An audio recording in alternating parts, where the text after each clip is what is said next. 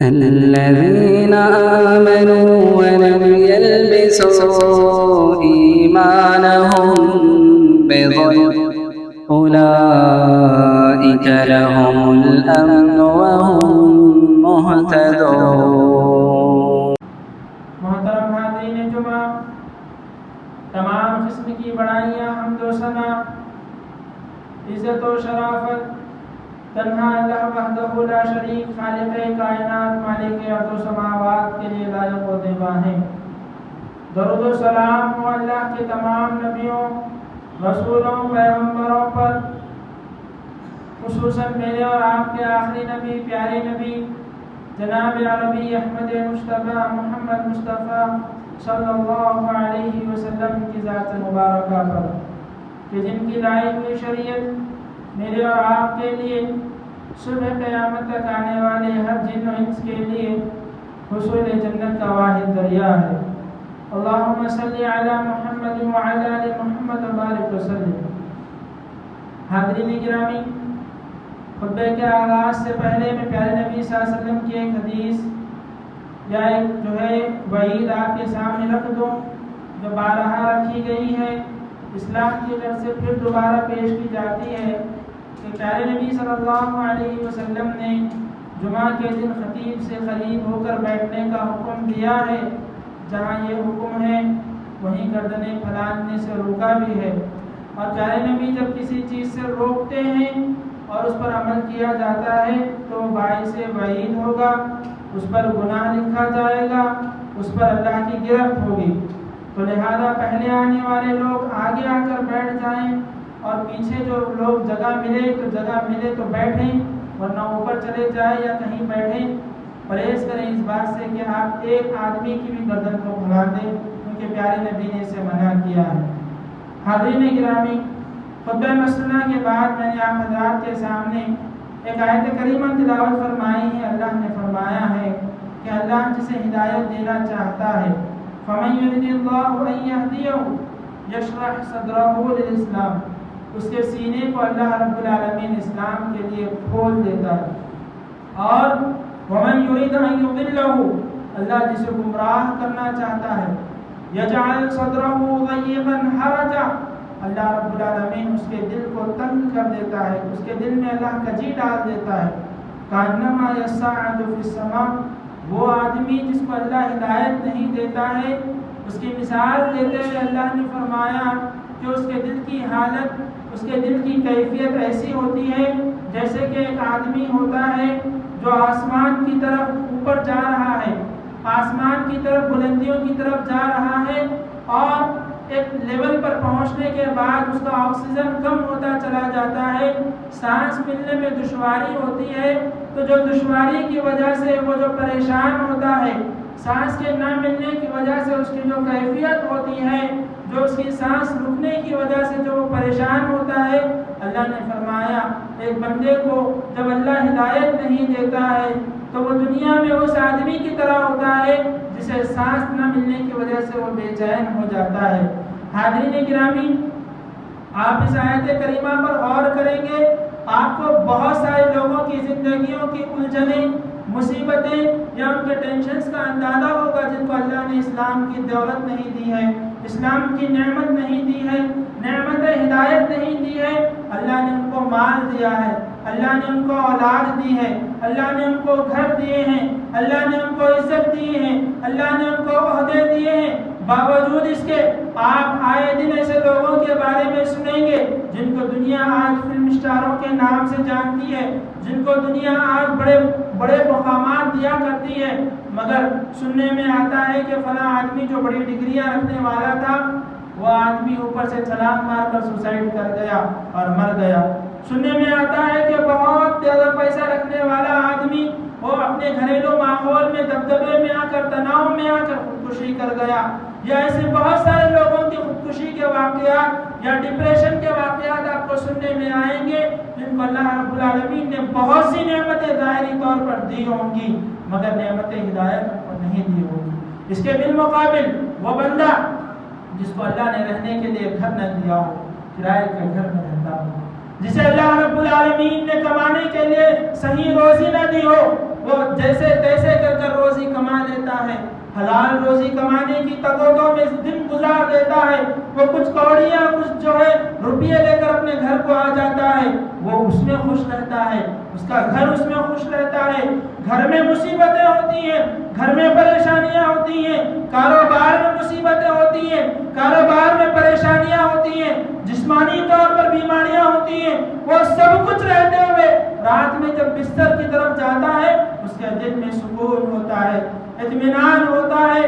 وہ اس لیے ہوتا ہے کہ وہ بندہ جانتا ہے کہ میرے رب نے مجھے جس کام سے بھیجا ہے وہ نمازیں میں اب پڑھ کر سو رہا ہوں، میرے رب نے مجھے جس کام سے بھیجا ہے وہ تلاوت قرآن وہ میں پڑھ کر سو رہا ہوں، میرے رب نے مجھے جو پیسہ دیا ہے، جو خرچ کرنے کا حکم دیا ہے، وہ گرچہ کے 10 روپے کماتا ہو وہ 1 روپے خرچ کر دیتا ہے، اسے اطمینان ہوتا ہے کہ اللہ نے جو کہا ہے میں وہ کر رہا ہوں۔ اب مجھے دنیا کی تکلیفوں سے، مجھے دنیا کی مصیبتوں سے، مجھے دنیا کی پریشانیوں سے زیادہ ٹینشن لینے کی ضرورت نہیں ہے۔ یہ بندہ ہوتا ہے جسے اللہ نے بہت سی مصیبتوں میں مبتلا کیا ہو مگر نعمت ہدایت دی ہو، وہ نعمت ہدایت کی وجہ سے خوش ہوتا ہے، خوش ہوتا ہے، اللہ کا شکر ادا کرتا رہتا ہے۔ حاضرین گرامی، آپ غور کریں، دنیا میں اللہ نے جن کو نعمتیں دی ہیں ان کو جو بہت ساری نعمتیں ملی ہیں اور ہدایت نہیں ملی ہے، آپ کیا اندازہ لگائیں گے کہ وہ نعمتیں بڑی ہیں یا یہ ہدایت بڑی ہے؟ آپ دیکھیں دنیا کی تمام نعمتیں مال کی شکل میں ہو، آنکھ بند ہوتے ہی آپ کا مال دوسروں کا ہو جائے گا، جسم کی شکل میں ہو، جب تک آپ کا جسم سلامت ہے، ہو سکتا ہے کہ آج شام تک آپ کا جسم آپ کو جواب دے دے، آپ کے جسم کے عضو آپ کو جواب دے دے، آپ کی خوبصورتی آپ سے چھن جائے، آپ کی دماغی صلاحیتیں آپ سے چھن جائیں، یا آپ کی تعلیمی سرٹیفکیٹس ہیں جو کبھی آپ کی خبر تک پہنچنے والی نہیں ہیں۔ دنیا کی تمام نعمتیں، دنیا کے تمام رشتے، دنیا کے تمام جو ہے آپ کے عہدے اور منصب ایک وقت آئے گا ختم ہو جائیں گے، مگر نعمت ہدایت ہوگی، آپ کی آنکھ بند ہو جائے گی، قبر میں ہوں گے، فرشتہ آئے گا ہدایت کے بارے میں سوال پوچھے گا، دنیا ختم ہو گئی، فنا ہو گئی، تباہ ہو گئی، قیامت کا دن ہوگا، آپ کو اٹھایا جائے گا، اللہ رب العالمین کے وہ بندے ایک صف میں ہوں گے جن کو اللہ نے دنیا بھر کر نعمت دی تھی، سونے جواہرات ہیرے سب کچھ دے دیے تھے، وہ تمام نعمتوں کے علاوہ ننگے اٹھائے جائیں گے، بغیر خطرہ کے اٹھائے جائیں گے، ان کے جسم پر لباس تک نہیں ہوگا اور وہاں ٹہرے سوچ رہے ہوں گے۔ اللہ نے ان کی سوچ کو قیامت کے دن جو سوچیں گے قرآن میں ذکر کرتے ہوئے فرمایا وَلَوْ أَنَّ لِلَّذِينَ ظَلَمُوا مَا فِي الْأَرْضِ جَمِيعًا مِثْلَهُ مَعَهُ لَافْتَدَوْا بِهِ۔ قیامت کے دن وہ بندہ جسے اللہ نے ہدایت کی نعمت سے دنیا میں مالا مال نہیں کیا تھا، وہ وہاں ٹھہر کر سوچے گا کاش اللہ رب العالمین مجھے وہ سب دے دیتا جو زمین میں ہے، زمین کے خزانے میرے پاس ہوتے، آسمان بھر کر میرے پاس خزانے ہوتے، اس جیسے اور کئی دنیا ہوتے، وہ سب میں اللہ کو دے دیتا اور آج کے عذاب سے بچ جاتا۔ اللہ کہیں گے ایسا نہیں ہوگا۔ اللہ رب العالمین نے دوسرے مقام پر فرمایا کہ وہ لوگ جو اللہ رب العالمین نے جن کو دنیا میں بہت کچھ دیا تھا وہ چاہیں گے، یود المجرم، مجرم چاہے گا، لو یفتدی من عذاب یومئذ ببنیہ، آج اس عذاب سے بچنے کے لیے میں اپنی اولاد کو، اپنے لخت جگر کو، اپنے نور نظر کو، اپنے خلیفہ کو آج اللہ کی راہ میں دے کر بچ جاؤں۔ اللہ کہے گا نہیں، وہ صاحبتی ہی واخی، وہ بیوی جس سے محبت کی جاتی تھی، وہ بیوی جس کی تکلیف کو، غم کو اپنا غم اور تکلیف سمجھی جاتی تھی، وہ بیوی کو دے کر بچ جاؤں، وہ بھائی کو جو سہارا بنتا تھا اس کو دے کر بچ جاؤں، وہ خاندان جو ہمیشہ اپنی خیریت دیا کرتا تھا وہ سب کو دے دوں اور بچ جاؤں اس دن کے عذاب سے۔ اللہ کہیں گے کلا، ایسا ہرگز ہوگا ہی نہیں۔ کیوں؟ یہ تمام چیزیں اللہ کے پاس کوئی حیثیت رکھنے والی نہیں ہے۔ اللہ کے بندوں، اگر مال کی حیثیت ہوتی تو فرعون کو اللہ نے بہت مال دیا تھا، حسن کی حیثیت ہوتی ابو طالب کو اللہ نے بڑا، ابو لہب کو اللہ نے بڑا خوبصورت بنایا تھا، طاقت کی اہمیت ہوتی، مال کے خزانوں کی اہمیت ہوتی، قارون کو اللہ نے خزانے عطا کیے تھے، عمر دراز کی اہمیت ہوتی، اللہ نے بہت سے لوگوں کو ہزارہ سال کی نعمتیں دی تھی، مگر یاد رکھو کل قیامت کے دن جو نعمت اللہ کے عذاب سے آگے بڑھ کر جنت کے دروازے تک پہنچا سکتی ہے وہ نعمت ہدایت ہے۔ اور یاد رکھیں آج اگر ہمارے پاس یہ نعمت ہدایت ہے، یہ کروڑوں روپے سے بہتر ہے ہمارے لیے، یہ بہترین جسم سے بہتر ہے ہمارے لیے، یہ بہترین گھر سے بہتر ہے ہمارے لیے، یا یہ ایسی جتنی نعمتیں ہو سکتی ہیں جو اللہ نے دنیا والوں میں تقسیم کر دی ہیں، ان کو وہ تمام نعمتیں مبارک ہو، اور نعمت ہدایت جو اللہ نے ہم کو دے دی ہے، یہ نعمت ہدایت کو دیکھو اور خوش ہو جاؤ کہ ہم سجدہ کر رہے ہیں، خالق کائنات کے لیے کر رہے ہیں، خوشی سے سجدہ کرو۔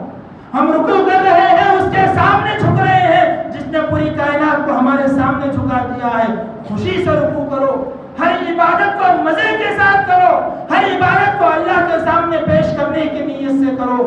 آپ دنیا میں کچھ چھوڑ کر جاؤ یا نہ چھوڑ کر جاؤ، دنیا سے ہدایت کو لے کر چلے جاؤ، یہ ہدایت کو دکھاؤ اللہ کے پاس۔ جب اللہ اس ہدایت کو دیکھے گا آپ کو جنت اللہ رب العالمین مبارک کر دے گا۔ اللہ کے بندو، دیگر نعمتوں میں اور جنت میں ایک اونچا فرق یہ بھی ہے کہ دیگر نعمتیں آپ کو اور گمراہ کر سکتی ہیں۔ مال آ گیا، تکبر آ گیا، مال آ گیا، بندہ ظالم بن گیا، اللہ نے طاقت دے دی، جسمانی طور پر لوگوں پر ظلم کر رہا ہے، یا اللہ نے کچھ اور نعمت دے دی، دوسروں کو حقیر جان رہا ہے، اللہ نے اس کو ذہنی صلاحیت دی اور دوسروں کو کمزوروں کو دیکھ کر تکبر کرتا ہے۔ مگر ہدایت کی بات ایسی نہیں ہوتی۔ بندے کو جتنی اللہ ہدایت دیتا جاتا ہے وہ مزید اللہ کے قریب ہوتا جاتا ہے، اس کے اندر مزید عاجزی آتی چلی جاتی ہے، وہ مزید اللہ کی راہ میں خرچ کرنے والا بن جاتا ہے، وہ مزید اللہ کی راہ میں وقت دینے والا بن جاتا ہے۔ دوسری نعمتوں میں ہدایت میں بہت بڑا فرق ہے۔ تو حاضرین گرامی، اللہ رب العالمین نے جو ہدایت ایک بڑی نعمت رکھی ہے، یہ ملتی کیسے ہے؟ یہ پیسوں سے تو خریدی نہیں جا سکتی، یہ کسی اور دماغ سے یا کسی اور ذریعے سے تو خریدی نہیں جا سکتی۔ کیوں؟ پیارے نبی سے اللہ نے فرمایا انک لا تہدی من احببت ولکن اللہ یہدی من یشاء۔ آپ جسے چاہیں ہدایت نہیں دے سکتے، ہدایت اللہ کے اختیار میں ہے، جسے اللہ چاہے گا اللہ اس کو ہدایت دے گا۔ اگر ہدایت کوئی نبی کسی کو دے سکتے تھے تو ابراہیم اپنے والد آزر کو دیتے، نوح علیہ السلام اپنی بیوی اور بیٹے کو دیتے، لوط علیہ السلام اپنی بیوی کو دیتے، پیارے نبی اپنے چچا ابو طالب کو دیتے۔ مگر یاد رکھیے ہدایت کا تعلق کسی کے دینے یا لینے سے نہیں ہوتا ہے، ہدایت کا تعلق دل کی طرف سے ہوتا ہے۔ مکہ میں رہنے والے ابو جہل کو ہدایت نہ ملی، حبشہ میں رہنے والے بلال حبشی کو ہدایت مل گئی۔ مکہ میں رہنے والے ان تمام کفار کو ہدایت نہیں ملی، مگر دیگر ممالک سے آئے ہوئے صہیب رومی کو ہدایت مل گئی، بلال حبشی کو ہدایت مل گئی۔ ایسے کئی سارے صحابہ جو دور دراز سے رہنے والے تھے، اللہ نے ان کو ہدایت نصیب کر دی۔ کیوں؟ ہدایت کا تعلق دل کی طرف سے ہوتا ہے۔ بندے کو اللہ رب العالمین سے جو محبت ہوتی ہے، جو لگاؤ ہوتا ہے، جو تعلق ہوتا ہے، اس کی بنیاد پر اللہ رب العالمین ہدایت عطا کرتے ہیں۔ کیسے؟ اللہ کے برگزیدہ نبی ابراہیم علیہ السلام صبح کرتے ہیں، دیکھتے ہیں کہ سورج نکلا ہوا ہے، چاند آ رہا ہے، ستارے آ رہے ہیں، یہ دنیا کی تمام چیزیں ہیں، دیکھتے ہیں کہ اس میں رب کون ہو سکتا ہے، تاروں کو دیکھتے ہیں کہ یہ رب ہو سکتا ہے، سوچتے ہیں جیسے لوگ اس وقت تاروں کی عبادت کیا کرتے تھے، کہتے ہیں کہ ہو سکتا ہے کہ عرب ہو۔ تاروں کے آگے جب چاند جو ہے اپنی چاندنی کے ساتھ آ جاتا ہے، تارے پھیکے پڑ جاتے ہیں، تو کہتے ہیں کہ تم میرے رب نہیں ہو سکتے۔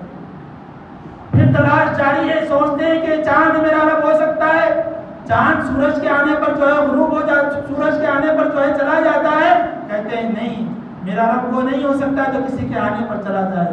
ہو سکتا ہے سورج میرا رب ہو، اس میں روشنی بھی زیادہ ہے، اس میں چمک بھی زیادہ ہے۔ فلما رأى الشمس بازغا قال هذا ربي هذا اکبر، کہ یہ میرا رب ہو سکتا ہے اور یہ بڑا بھی ہے۔ فلما افلت، جب وہ بھی جو ہے غروب ہونے لگا، قال یا قوم انی بریء مما تشرکون، کہا اے میرے رب میں تیرے ساتھ کسی کو شریک کرنا نہیں چاہتا۔ یہ اللہ رب العالمین کی تلاش، یہ اللہ رب العالمین سے تعلق، یہ اللہ رب العالمین کو کھوجنے، اللہ کی ہدایت کو کھوجنے کا جب جذبہ بندے کے اندر آتا ہے، وہ سات سمندر دور کیوں نہ ہو، اللہ اسے کھینچ کر جو ہے ہدایت لے کر آ کر فراہم کر دیتا ہے۔ سلمان فارسی رضی اللہ عنہ فارس میں رہنے والے تھے، معلوم ہوا کہ آگ کی عبادت کرنا غلط ہے، فارس سے نکل کر شام کو چلے گئے، عیسائی بن گئے، معلوم ہوا کہ عیسائیت بھی ختم ہونے والی، ایک نبی آنے والا ہے، وہاں سے فارس سے جو ہے شام سے نکل کر مدینہ کو آ گئے. مدینہ میں وہاں سے جب واپس آ رہے تھے لوگوں نے ان کو خرید کر غلام بنا لیا, لوگوں کی غلامی کر رہے ہیں. بہت سارے مشکلوں سے پریشانیوں سے پیارے نبی تک پہنچتے ہیں. معلوم ہوتا ہے کہ سچے نبی ہیں, اللہ ان کو ہدایت عطا کر دیتا ہے. کیسے عطا ہوتا ہے؟ یہ جستجو سے, یہ تڑپ سے, یہ لگن سے اللہ رب العالمین ہدایت عطا کرتا ہے. اور یاد رکھیے اللہ کی جن نعمتوں کی قدر نہیں ہوتی اللہ ان کو چھین بھی لیتا ہے. آپ دیکھیں کتنے ایسے بچے ہیں دیندار گھرانوں میں ہوتے ہیں, اللہ تعالیٰ ان کو ہدایت نہیں دیتا. گھر کے تمام لوگ نمازیں پڑھتے ہیں, اللہ تعالیٰ اس لڑکے کو اس لڑکی کو نماز کی توفیق نہیں دیتا. گھر کے تمام لوگ قرآن کی تلاوت کرتے ہیں, اللہ اس بندے کو اس بندی کو جو ہے قرآن کے پڑھنے کی توفیق نہیں دیتا. بس اوقات ایسا ہوتا ہے کہ گھر کے تمام لوگ جو ہے دین سے دور ہوتے ہیں اور اللہ کا ایک بندہ جس کو اللہ تڑپ دیتا ہے وہ دین کے لیے آگے بڑھ جاتا ہے, وہ اپنے پورے گھرانے کو دین کی طرف لے کر آ جاتا ہے. حاضرین گرامی, اچھے گھرانے میں پیدا ہونے سے, اچھا مال پکڑ لینے سے یا اچھے لوگوں سے تعلقات بنا لینے سے آپ کی دنیا اور آخرت سنورنے والی نہیں ہے. ہدایت کی تگو کرو, ہدایت کی تلاش کرو, ہدایت کو غنیمت سمجھو. ایک ایک نماز جو آپ کو مل رہی ہے یہ سمجھو کہ دنیا میں پتھروں کے آگے جھکنے والے ہیں, آگ کے آگے جھکنے والے ہیں, بتوں کے آگے جھکنے والے ہیں. اللہ نے مجھے بلایا ہے نماز پڑھنے کے لیے, اللہ کا کرم ہے, میں اللہ کا سلیکشن ہوں کہ اللہ نے مجھے منتخب کیا ہے کہ میں اللہ کی بارگاہ میں آؤں, وضو بناؤں اور اللہ کی بارگاہ میں نماز پڑھوں. دنیا چلی جائے آپ کی, آپ کا کروڑوں کا نقصان ہو جائے, وہ دو سجدوں کو جو ہے محفوظ کر کر رکھیں. یہ سجدے کل قیامت کے دن گواہی دیں گے کہ اے اللہ دنیا کی مصروفیت میں, دنیا کے کاروباروں میں, دنیا کی مصیبتوں میں, دنیا کی پریشانیوں میں تیرے بندے نے اعلان کیا کہ اللہ اکبر اللہ اکبر. یہ بندہ تمام چیزوں کو چھوڑ کر اللہ تیرے گھر کو آتا تھا, اللہ اسے آج جنت نصیب کر. اللہ کے بندوں ایک آخری بات کہہ کر میں اپنی بات کو ختم کروں گا. ہدایت کی تڑپ کیا ہوتی ہے؟ امام اہل سنہ ابو داؤد السجستانی رحمۃ اللہ علیہ جنہوں نے ایک بڑی کتاب ابو داؤد لکھی ہے, ایک مرتبہ وہ ایک تالاب کے کنارے پر کھڑے ہوئے تھے, سمندر کے کنارے پر کھڑے ہوئے تھے. لوگ کشتی میں سفر کر کر جا رہے ہیں, غریبی کا دور ہے. ایک آدمی جو کشتی میں سفر کر رہا ہے وہ اس کشتی میں چھینکتا ہے, چھینکنے کے بعد وہ الحمدللہ کہتا ہے اور اس کشتی میں موجود کوئی بھی آدمی اس کے اس چھینک کو یا اس کے الحمدللہ کہنے کو سن نہیں پاتا ہے, جس کی وجہ سے کوئی اس کو جواب نہیں دیتا. یہ تب پورا منظر جو ہے امام ابو داؤد دیکھ رہے ہیں. وہ جیسے محسوس کرتے ہیں کہ اس کی چھینک کا جواب نہیں دیا گیا, فوراً ایک جو ہے ناؤ کرائے پر لیتے ہیں, کشتی کرائے پر لیتے ہیں اور اس کشتی کے پیچھے جاتے ہیں اور اس آدمی کے قریب ہو کر کہتے ہیں تم نے چھینک کر الحمدللہ کہا تھا, میں اس کا جواب دے رہا ہوں یرحمک اللہ, اللہ تم پر رحم کرے. واپس آ جاتے ہیں کنارے پر تو لوگ پریشان ہیں. ابو داؤد تم پہلے ہی غریب آدمی ہو, تمہارے پاس پہننے کے لیے اتنے کپڑے نہیں ہیں, تم اتنے پیسے لگا کر اس کشتی کے پیچھے گئے اور وہاں جا کر تم نے اس آدمی کو جو چھینکا تھا تم پر لازم بھی نہیں تھا کہ تم جواب دو, وہاں کے لوگ جواب دیتے تھے تو کافی تھا. یہاں سے وہاں گئے, جا کر اسے یرحمک اللہ کہا, کیا ضرورت تھی, اتنی کیا ضرورت تھی. انہوں نے کہا تم نے سنا نہیں, اس نے جواب میں یہدیکم اللہ کہا کہ اللہ تم کو ہدایت دے. اگر اس کی دعا قبول ہو گئی اور اللہ نے مجھے ہدایت دے دی تو یہ جو درہم یہ جو دینار میں نے خرچ کیے اس کی کوئی اہمیت نہیں ہے اس ہدایت کے سامنے. تو اللہ کے بندو ہدایت بہت بڑی نعمت, قدر کرو اس ہدایت, اس ہدایت کو پالو, اس ہدایت کو پروان چڑھاؤ, وقت پر وقت جو ہے اس ہدایت کو آگے بڑھانے کی کوشش کرو. آپ پہلے 2 نمازیں پڑھنے والے تھے, 5 کی طرف آؤ. 5 پڑھنے والے تھے, فرائض سے آگے بڑھ کر نفل کی طرف آؤ. آپ قرآن نہیں پڑھتے تھے, قرآن کی طرف آگے بڑھو. دیکھو قرآن کہتا کیا ہے آپ سے, قرآن آپ سے چاہتا کیا ہے. آپ حدیث پڑھو, آپ جو ہے دین کی کتابیں پڑھو, آپ لوگوں میں اللہ کے مال کو خرچ کرو, اللہ رب العالمین کے دیے ہوئے مال کو اللہ کے نام میں خرچ کرو. یہ مال کی اللہ حفاظت کر کر آپ کو لوٹانے والا ہے. اللہ کو قرض دو گے, اللہ بہترین قرض تم کو واپس کرنے والا ہے. اللہ کے بندو ہدایت کو غنیمت جانو.